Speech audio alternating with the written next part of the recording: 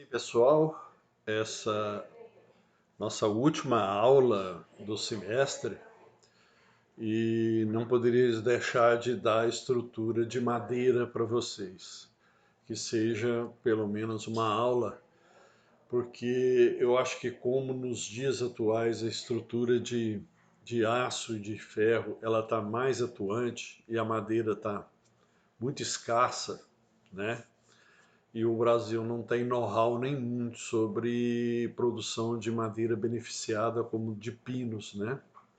Só algumas regiões que têm essa cultura, né? E é muito, a porcentagem muito pouca em relação a isso. Por exemplo, é diferente do Canadá e dos Estados Unidos, que 80% das casas dos Estados Unidos são feita de madeira, né? Madeira tratada de pinos, né? E lá tem esse tipo de cultura, diferentemente do Brasil, né? Até o telhado nos Estados Unidos é feito por uma madeira estruturada, né?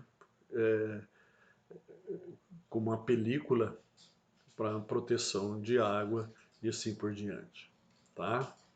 Depois dessa aula, nós teremos a prova, a segunda prova, e provavelmente, se eu sentir que alguém está indo abaixo da média, eu posso dar uma prova de recuperação e aí eu marco essa data.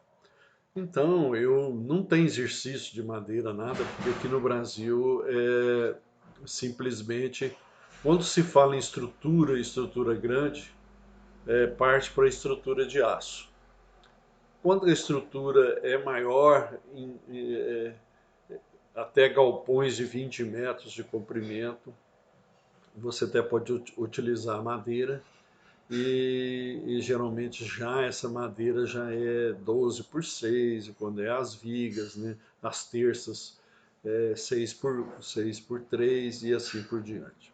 Então vou falar um pouco da madeira, né? O projeto, dimensionamento, e eu não vou fazer exemplos, eu coloquei aqui exemplos de cálculo, mas não tem, não tem muito assim o que fazer, né, no Brasil em termos disso aí, né. Então,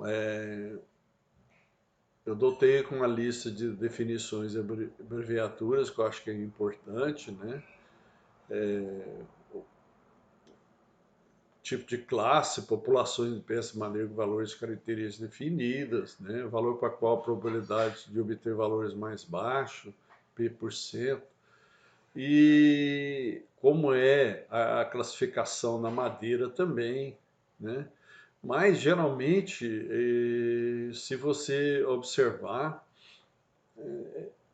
quando tem madeira aqui no Brasil, já é definida dois ou três, até o máximo quatro tipos de madeira, né? Quando não é essa madeira contrabandeada lá da Amazônia, né? Do norte do país, né? E quando a madeira ela é classificada, né? Para qual a propriedade de resistência ela pode ser medida, né? Tamanho, como é feito o corpo de prova, a espessura e a largura também, né? Aqui nós temos os símbolos e abreviaturas, né? Quando, se por acaso exigir de um projeto, né? Eu dei esses símbolos e abreviaturas aí que geralmente você pode seguir, né?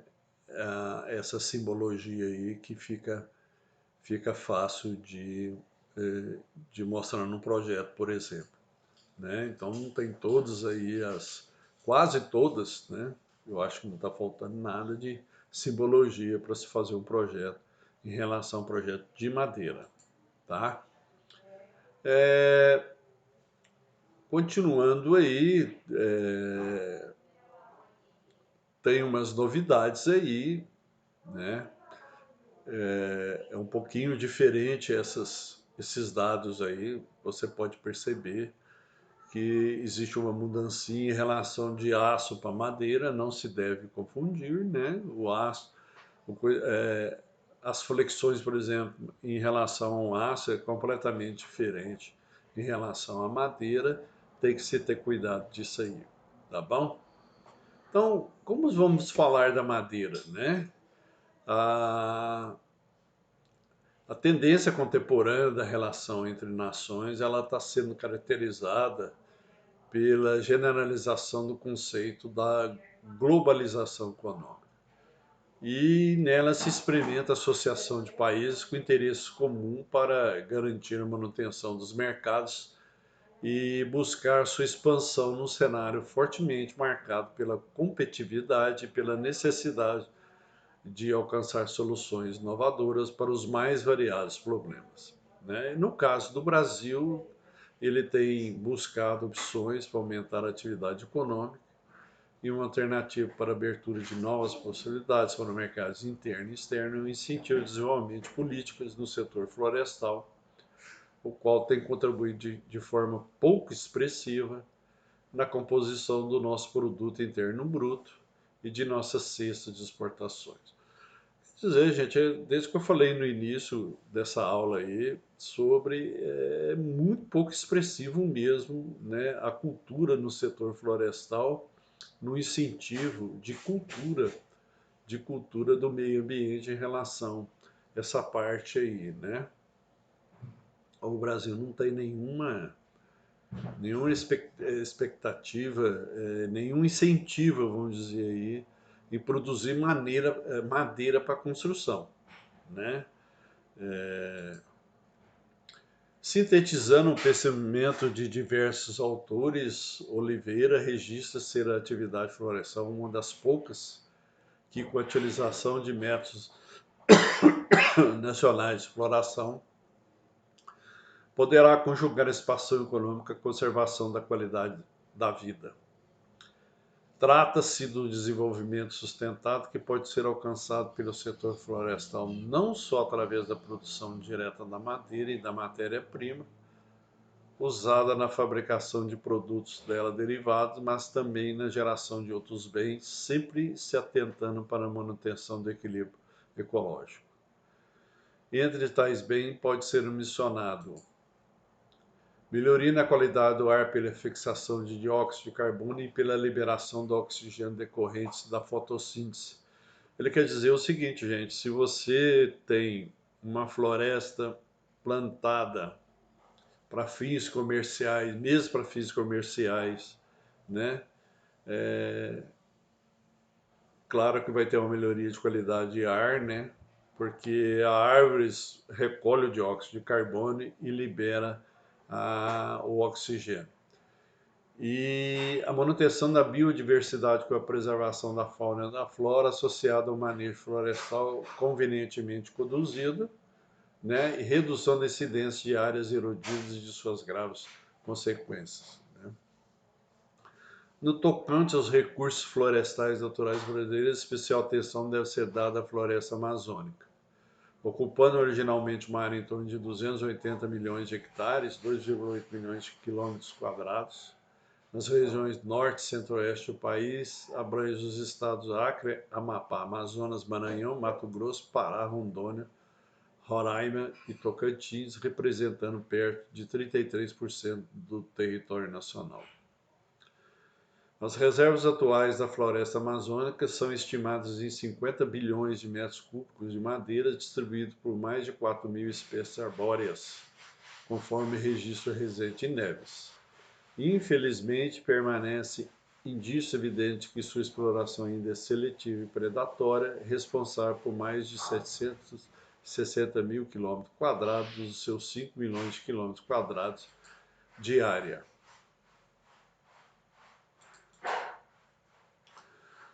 Classes de resistência de peças estruturais de madeira. A classificação ela é muito importante para esse tipo no passo moderno processo de produção de madeira serrada, né?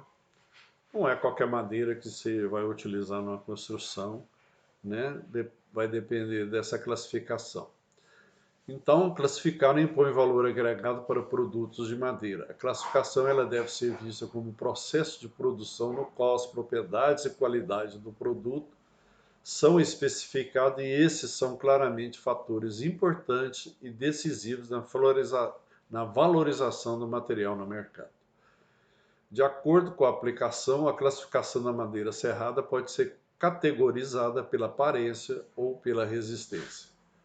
A classificação por aparência é realizada para classificar a madeira por suas propriedades estéticas e, portanto, peças esteticamente diferentes podem ser usadas em locais onde são mais valorizadas. A classificação estrutural, por outro lado, fornece madeira classificada de acordo com suas propriedades mecânicas, ou seja, principalmente pela resistência. Para se determinar corretamente a resistência de uma particular peça estrutural de madeira, precisamos quebrar esta peça. Mas nessa situação não é possível mais usar essa peça como estrutural, pois a resistência verdadeira somente pode ser determinada em um teste destrutivo. Para finalidades de classificação de resistência, pode não ser necessário testar todas as peças até ruptura, mas somente para o valor necessário. Este método de avaliação fará com que somente as peças com resistência inferior ao necessário sejam rompidas com 100% de certeza, e esse método tem sido usado em casos especiais. Na prática, todas as classes de resistência são baseadas em métodos indiretos, nos quais medidas e observações de outras propriedades das peças estruturais são usadas para predizer a resistência, sendo essas medidas realizadas por meio de testes não destrutivos. A gente vai apresentar a metodologia para o desenvolvimento de classes de resistência para espécies estruturais de madeira, combinando técnicas de caracterização destrutiva e de classificação não destrutiva visual e mecânica, com o objetivo principal da apresentação de tabelas de propriedade de resistência e rigidez de espécies de florestas plantadas para o dimensionamento de elementos estruturais de madeira.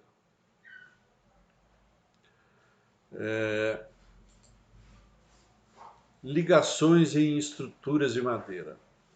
Para a construção de elementos estruturais formados a partir de diversas peças, como por exemplo o caso das treliças, ou devido à dificuldade de obter peças comerciais com comprimento acima de 7 metros, no caso de espécies tropicais, ou 5 metros, no caso de espécies de reflorestamento, é necessária a execução de ligações. As ligações devem ser consideradas pontos fundamentais da segurança de estruturas de madeira. Em algumas situações, a falha de uma conexão poderá ser responsável pelo colapso da estrutura. Como, por exemplo, dessa situação pode ser citado o caso comum de telhados em duas águas com estrutura em treliças triangulares, onde se observa a presença de ligações fundamentais. O nó de apoio e emenda dos banzos superiores e o nó da cumieira. O comprometimento de uma dessas ligações pode levar ao colapso da estrutura treliçada. Isso quer dizer, gente, tá? No caso aqui, em cima do triângulo, no caso da treliça, né? Se você tiver um comprimento maior, se for uma peça de floresta ou 5 metros em caso de reflorestamento, é necessário você intermediar através de ligações, né? Como é feito nas marcenarias, os encaixes, né? Proteções em cima de bancos. Tem que se ter esse cuidado aí, né? Continuando, pode-se separar os tipos de ligações em duas vertentes. Nos entalhes ou encaixes, ocorre a transmissão dos esforços por contato direto entre as peças de madeira. Outra opção é a utilização de elementos externos para promover a fixação entre as peças. Neste caso, a ligação pode ser feita por aderência, adesivo, ou por meio de dispositivos metálicos ou de madeira, né? As ligações por penetração se caracterizam pela utilização de elementos de ligação que transmitem as forças de uma peça para a outra em uma pequena área, o que faz que ocorra uma convergência de tensões para esse local, como mostrado na figura 3.1. Gente, aí é o seguinte, né? O projeto de madeira, você sabe que tipo de madeira vai ser colocada, que tipo de madeira se tem aqui no Brasil, né? A única coisa que você pode saber é o seguinte: essa madeira acima de 7 metros é impossível, né? Tem que ter as emendas, ou 5 metros tem que ser emendas e é feita através de ligações. As ligações por aderência são feitas por meio de uma fina película de adesivo disposta entre as peças a serem ligadas. Estruturalmente, esse tipo de ligação é utilizado principalmente no caso de madeira laminada colada, mostrada na figura 3.2. Além de colar as diversas lâminas, o adesivo também é utilizado nas emendas longitudinais, emendas dentadas, permitindo a obtenção de lâminas sem limitação no comprimento e sem redução significativa da resistência à tração. Esse sistema construtivo permite obter peças de grandes seções transversais e comprimentos com eixo reto ou curvo, utilizando lâminas de pequena espessura. O adesivo também pode ser utilizado em vigas com seção composta, como as seções uva caixão, mostradas na figura 3.3, que usualmente são fabricadas utilizando madeira maciça nas mesas e alma de chapas de madeira com disposição bidirecional para as fibras. Madeira compensada USB nesse caso. Nesse capítulo, nós apresentamos o critério de dimensionamento para os diversos tipos de elementos estruturais e, de acordo com a figura abaixo, a referência aos eixos ortogonais das peças, o eixo Z indica a direção axial e os eixos Y indicam as direções correspondentes aos eixos principais da seção transversal, como mostrado na figura 4.1, né? Nas peças principais isoladas, a área mínima das seções transversais deve ser de 50 centímetros quadrados e a espessura mínima de 5 centímetros. São exemplos de peças principais isoladas as vigas e barras longitudinais de treliça. Nas peças secundárias, esses limites reduzem para 18 centímetros quadrados e 2,5 centímetros, respectivamente. Caso seja utilizado peças principais múltiplas, a área mínima da seção transversal de cada elemento que compõe a peça deve ser de 35 centímetros quadrados e a espessura mínima de 2,5. Para peças secundárias múltiplas, esses limites são reduzidos para 18 centímetros quadrados e 1,8 centímetros. Para elementos estruturais comprimidos ou flexo-comprimidos, o índice de esbeltei máximo da peça não pode ultrapassar 140. Para elementos tracionados ou flexo-tracionados, o limite de índice de esbeltez é de 175. Então, pessoal, aí eu quis dar um pouco de noção de madeira. Eu não vou dar exercício prático de madeira, principalmente treliça, muito complicado, né? Eu acho que é desnecessário dar um exercício prático. As fórmulas são enormes. Eu acho que não tem necessidade disso aí. No Brasil, se comumente, até um pedreiro simplesmente ele dá conta de fazer uma tesoura, uma treliça, né? Em formas das terças e tudo.